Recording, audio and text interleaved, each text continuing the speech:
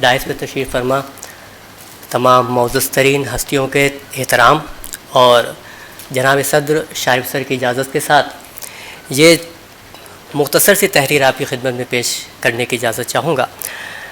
یہ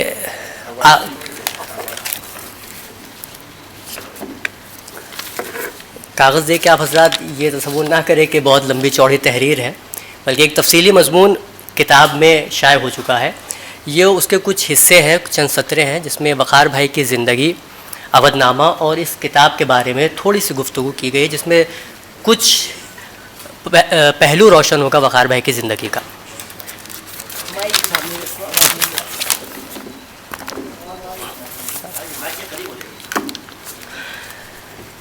عنوان ہے اس کا روشن فکر شخص کی کہانی. سید وقار مہندی رضوی کی ذات، صفات اور خدمات پر اگر نظر ڈالیں تو وہ ان افراد میں شمار ہوں گے جنہوں نے کسی مقصد کے تحت زندگی گزاری ہے، اور میرے خیال سے وقار بھائی کے لیے یہ لکھا جانا زیادہ مناسب ہے کہ انہوں نے با مقاصد زندگی گزاری، کیونکہ ان کے پیش نظر کوئی ایک مقصد نہیں تھا، بلکہ مذہبی اتحاد سے لے کر ادبی خدمات تک اور سماجی بہتری سے لے کر انسانی ہمدردی تک تمام محاذ پر انہوں نے نمایاں کام انجام دیے. وقار بھائی کو یہ ہنر اپنے بزرگوں سے ملا تھا. ان کے دادا، والد اور والدہ وغیرہ سبھی اپنے میدان کے شہسوار تھے. جس کام کا بیڑا اٹھا لیا پھر اسے مکمل کیے بغیر نہیں چھوڑتے. یہی عادت وقار بھائی میں بھی تھی. وہ اپنے ارادے کے پکے تھے. ان ارادوں کو مزید تقویت تب ملی جب 15 نومبر 1997 کو خدا نے انہیں نیک سیرت شریک حیات تقدیس فاطمہ یعنی روزی بھابھی عطا کی، جن کا ذکر اکثر وہ کرتے اور کہتے کہ جب میری ہمت پست ہونے لگتی ہے تو میری طاقت بن جاتی ہے. اس میں کوئی شک نہیں کہ وہ اپنی ازدواجی زندگی یعنی میرڈ لائف سے بہت خوش تھے. تفریحاً بیان کرتے کہ میرے خاندان میں ایک بزرگ تھیں، جب ان کی کوئی خدمت انجام دو تو وہ خوش ہو کر دعا دیتی کہ اللہ تمہیں روزی دے، یعنی برسر روزگار کر دے.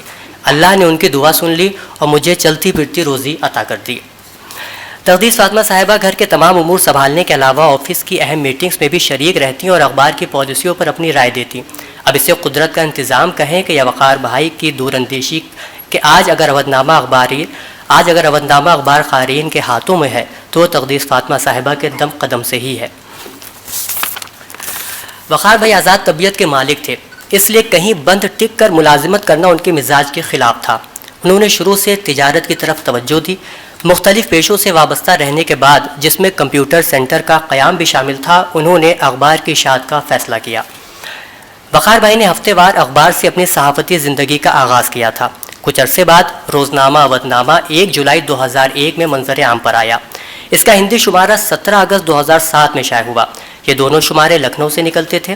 ساتھ ہی فیض آباد، اعظم گڑھ، علی گڑھ، سہارنپور، کانپور اور ممبئی سے بھی یہ اخبار شائع ہو کر مقبول ہونے لگا. اودھ نامہ میں امپلائی سروس نہیں کرتے، کیونکہ سروس وہاں ہوتی ہے جہاں کوئی باس ہو. وقار بھائی تو ہمیشہ کہتے کہ اودھ نامہ ایک فیملی ہے اور آپ اس کے ممبرز ہیں، اور واقعی ایسا ہوتا بھی، کیونکہ 2014 سے آخر وقت تک میں نے کبھی وقار بھائی کو باس بن کے کام کراتے نہیں دیکھا. ان کے کردار میں اتنی انکساری تھی کہ وہ اپنے کام کے لیے بھی حکم نہیں دیتے بلکہ درخواست کرتے تھے. کبھی کبھی ان کی بھیجی خبریں شائع ہونے سے رہ جاتی تو غصہ ہونے کے بجائے بس اتنا کہتے کہ جب آپ اودھ نامہ کے بارے میں لکھیے گا تو یہ ضرور تحریر کیجیے گا کہ اودھ نامہ میں سب سے مظلوم میں ہی تھا، جس کی خبریں بتانے کے بعد بھی آپ لوگ چھوڑ دیتے تھے. اور اگر کبھی ایسی غلطی ہو جاتی جس پر ضرب لگانا لازمی ہوتا تاکہ آئندہ لاپرواہی نہ برتی جائے تو پہلے پورے سٹاف کو چائے سموسے کی دعوت دی جاتی، پھر تنبیہ کی جاتی. آفس میں یہ چائے اتنی مشہور ہو گئی تھی کہ جب کبھی وقار بھائی کا گروپ میں میسج آتا کہ آپ حضرات آج شام کی چائے ہمارے ساتھ نوش فرمائیں تو ہم سب اخبار میں غلطی تلاش کرنے میں لگ جاتے. وقار بھائی نے غلطی ہونے یا ایمرجنسی میں چھٹی لینے پر کبھی کسی کی تنخواہ کم نہیں کی. مہینہ مکمل ہونے سے پہلے سب کی تنخواہ مل جاتی. حیرت تو اس بات پر ہے کہ جب وقار بھائی اسپتال میں تھے اور اپریل کا مہینہ ختم ہونے والا تھا تو اتنی پریشانیوں کے باوجود بھی انہوں نے بھابھی کو میسج کر کے تاکید کی تھی کہ اسٹاف کو تنخواہ وقت پر دے دینا، اور بھابھی اس تاکید پر بھی آج بھی عمل کرتی ہیں اور آج بھی تنخواہیں مہینہ ختم ہونے سے پہلے آ جاتی ہیں. جس طرح سے وقار بھائی کی زندگی بامقصد تھی، ویسے ہی ان کا اخبار اودھ نامہ بھی بامقصد تھا. وہ کہتے تھے کہ اخبار نکالنا مقصد نہیں ہے بلکہ ایک مقصد کے لیے اخبار نکالنا ہے. وہ تمام مذاہب کے لوگوں میں اتحاد قائم کرنا چاہتے تھے، جس کے لیے انہوں نے میٹنگز، پروگرامز، کانفرنسز سب کچھ کیا اور بہت سی قربانیاں بھی دی. نوبت یہاں تک آئی کہ اخبار کے صفحات میں کمی کرنی پڑی اور ایکسپنسز کو کنٹرول کرنے کے لیے دور دراز علاقوں کی سپلائی بھی روکنا پڑی. لیکن وقار بھائی ہار ماننے والوں میں سے نہیں تھے. خداداد صلاحیت اور کریٹیو مائنڈ نے ایک اور تجربہ کیا اور وقار بھائی نے صحافتی دنیا کو پہلی مرتبہ وائس ایڈیشن سے روشناس کرایا، جس کی مدد سے اودھ نامہ میں شاید تمام خبریں اودھ نامہ کے یوٹیوب چینل کے ذریعے لوگوں تک پہنچنے لگی. اب اودھ نامہ اخبار کا مقصد چینل کے ذریعے پوری دنیا میں نشر ہونے لگا، جس کو کافی مقبولیت ملی. وقار بھائی میں عوامی خدمات کا یہ جذبہ فقط اخبار تک ہی محدود نہیں تھا، بلکہ ان کے منعقد کردہ پروگرامز میں بھی قوم و ملک کی ترقی کی بات ہوتی، جن میں گورنر سے لے کر پروفیسرز حضرات شرکت فرماتے. یہ پروگرامز نہ تو شوبازی کے لیے تھے اور نہ ہی کسی تنظیم سے مال جمع کرنے کے لیے. یہی وجہ تھی کہ اس کی نوعیت عام پروگراموں سے مختلف تھی. انہوں نے teachers day, women's day, human rights day, labour day, education day وغیرہ کی مناسبت سے ہی یہ پروگرامز کیے، مگر اس کا ڈیڈیکیشن منفرد تھا، یا یوں کہا جائے کہ پرانی روح کو نئے پیکر میں ڈھال دیا تھا. ان پروگرامز کے علاوہ وقار بھائی نے بہت سی سوسائٹی کی بنیاد ڈالی، جیسے انٹلیکچوئل فورم قائم کیا جس کے ذریعے سماجی بیداری مہم کا آغاز ہوا، امن کمیٹی قائم کی جس سے شہر کو فساد سے بچانے اور آپسی بھائی چارے کو فروغ دیا گیا. اردو زبان کے لیے یوں تو اودھ نامہ اور وقار بھائی دونوں ہی نے بہت اہم کام انجام دیے، لیکن دو سوسائٹی کا خصوصی طور پر یہاں ذکر کرنا چاہوں گا جن کے زیر انتظام اردو ادب کو غیر معمولی فروغ حاصل ہوا. پہلی اردو دوست انجمن سوسائٹی، جس کے تحت وقار بھائی نے ان حضرات کو اردو سکھانے کا بیڑا اٹھایا جو اردو کے شیدائی ہیں اور زبان سیکھنا چاہتے ہیں، مگر ٹیچر اویلیبل نہ ہونے کی وجہ سے اس شیریں زبان سے لطف اندوز نہیں ہو پاتے. اس کو عملی جامہ پہناتے ہوئے وقار بھائی نے اپنے گھر کے ہال اردو میڈیا سینٹر میں ان تمام محبان اردو کو مفت زبان سیکھنے کی دعوت دی، ساتھ ہی چائے وغیرہ کا انتظام اپنے خرچ پر کیا. جناب دیویہ رنجن پاٹھک نے کافی عرصے تک اردو کلاس میں درس دیا، جس میں وندنا مشرا، رمیش دکشت، پردیپ کپور جیسے حضرات نے اردو سیکھی. دوسری تنظیم جس نے لکھنؤ میں ادبی پروگرام کی فضا کو دوبارہ زندہ کیا، اس کا نام اردو رائٹرز فورم ہے.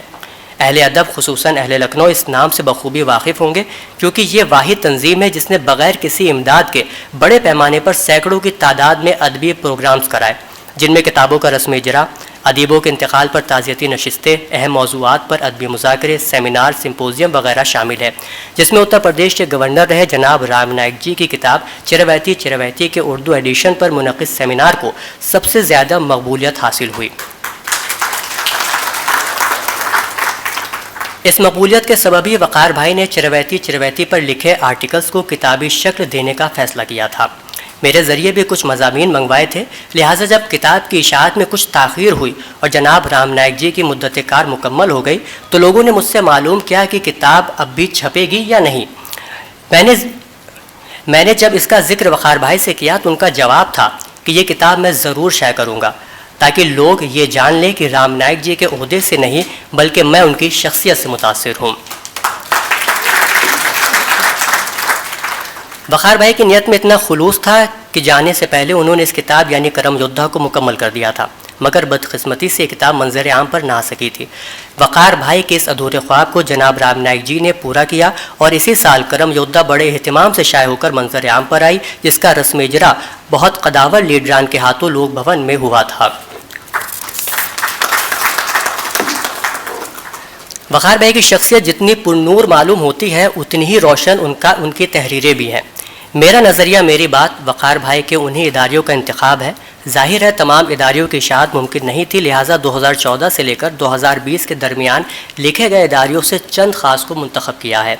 ان اداریوں کو پڑھ کر آپ بخوبی اندازہ لگا سکیں گے کہ وقار بھائی کے اچانک انتقال سے ان کے کتنے خواب ادھورے رہ گئے. وہ ابھی ایک یونیورسٹی قائم کرنا چاہتے تھے، انیس اکیڈمی کی بنیاد ڈالنا چاہتے تھے، ملک میں امن و امان کے لیے ہر مذہب کے ماننے والوں کو بھائی چارے کا پیغام یاد کرانا چاہتے تھے، مزید سوسائٹی اور تنظیموں کے ذریعے لوگوں کو جوڑ کر زیادہ سے زیادہ سماجی خدمات انجام دینا چاہتے تھے. یہ جذبہ وقار بھائی کے اداریوں میں واضح طور پر نمایاں ہے.